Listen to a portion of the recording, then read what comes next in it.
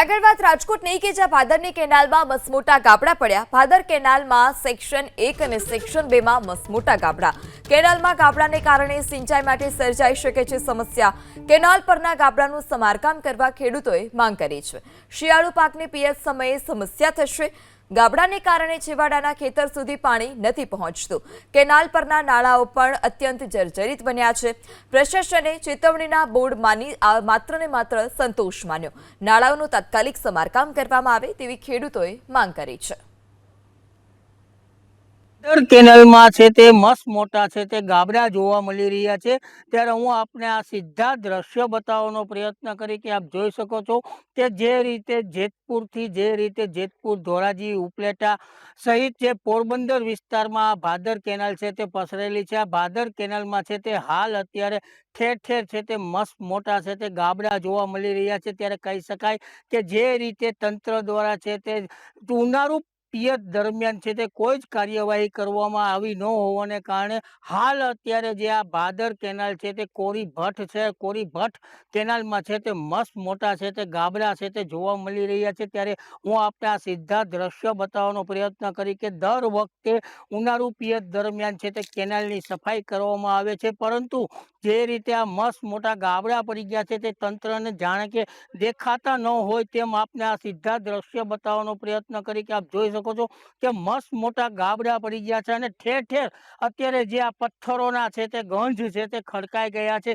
છતાં પણ તંત્ર દ્વારા છે તે કોઈ જ પ્રકારની કાર્યવાહી કરતા ન હોવાને કારણે ખેડૂતોને છે તે હેરાન થવાનો છે તે વારો આવે છે। ત્યારે કહી શકાય આ સીધા દ્રશ્યો આપ જોઈ શકો છો કે મસ્ત મોટા અત્યારે કેનાલમાં છે તે ગાબડા પડી ગયેલા દેખાય છે, છતાં પણ તંત્ર દ્વારા છે તે કોઈ જ કાર્યવાહી કરવામાં નથી આવતી ને દર વર્ષે છે માત્ર ને માત્ર કાગળ ઉપર કાર્યવાહી થતી હોય તેવું અત્યારે સીધું લાગી રહ્યું છે। ત્યારે ખેડૂતોનું કહેવું છે કે આ કેનાલ છે તે સૌથી જૂની કેનાલ છે, 78 કિલોમીટર લાંબી આ કેનાલને છે તે હાલ અત્યારે રિપેરિંગની છે તે તાતી જરૂરિયાત છે ને રિપેરિંગ કરવામાં આવે તો સારું કહેવાય, નહીતર આ જ કેનાલ છે તૂટી જશે તો ખેડૂતોના ખેતરો સુધી પાણી છે તે પહોંચતા થઈ જશે। ત્યારે ખેડૂતોની એવી માંગ છે કે આ કેનાલની રિપેરિંગ છે તે કામગીરી છે તે તાત્કાલિક કરવામાં આવે। નિલેશ મારું, એબીપી અસ્મિતા, ધોરાજી। હું એમ કહેવા માંગુ છું કે સરકારશ્રી કહે છે કે અમે રિપેરિંગ કરશું, બરોબર, રિપેરિંગ કરશું, પણ રિપેરિંગ કાંઈ થતું નથી। મોટા મોટા ગાબડા પડી ગયા, ફક્ત ને ફક્ત કોરા પાના માટે રિપેરિંગ થઈ, કાંઈ રિપેરિંગ કરવામાં ખેડૂતોને તકલીફ પડે છે કે જેમ બને તેમ વહેલું પાણી ન આવે, પછી પાણીમાં પાવામાં તકલીફ પડે, બરોબર ને। અમારી માંગ એ છે કે જેમ બને તેમ સરકારશ્રી આમાં ધ્યાન દે આ પ્રશ્નમાં અને કેનાલનું કામ રિપેરિંગ કરાવે અને ખેડૂતોને પૂરતું પ્રમાણમાં પાણી મળી રહે।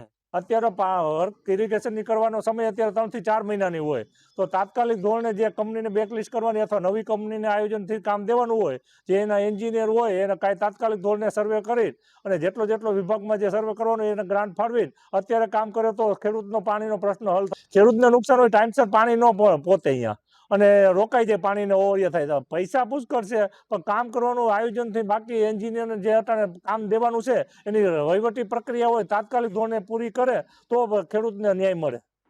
ભાદર એક સિંચાઈ યોજનાના સેક્શન 1 અને 2માં 2025ની સાલની અંદર આપણે હીર કન્સ્ટ્રક્શન એટલે કે નિકોલ અમદાવાદ એજન્સીને આ કામ સોંપવામાં આવેલું હતું, જેને અવારનવાર સેક્શન ઓફિસર દ્વારા તથા નાકાઈશ્રી દ્વારા શોકોઝ નોટિસ બી આપવામાં આવે છે કામ શરૂ કરવા બાબતે, પણ આ કામ શરૂ કરવામાં ન આવેલ, જેથી આગળની આ જે બ્લેકલિસ્ટ એટલે કે કાળી યાદીની ઇજારદારને દરખાસ્ત વિભાગીય કચેરી કરેલ છે, જેની આગળની કાર્યવાહી કરીએ નવેસરથી ટેન્ડર કરવામાં આવશે।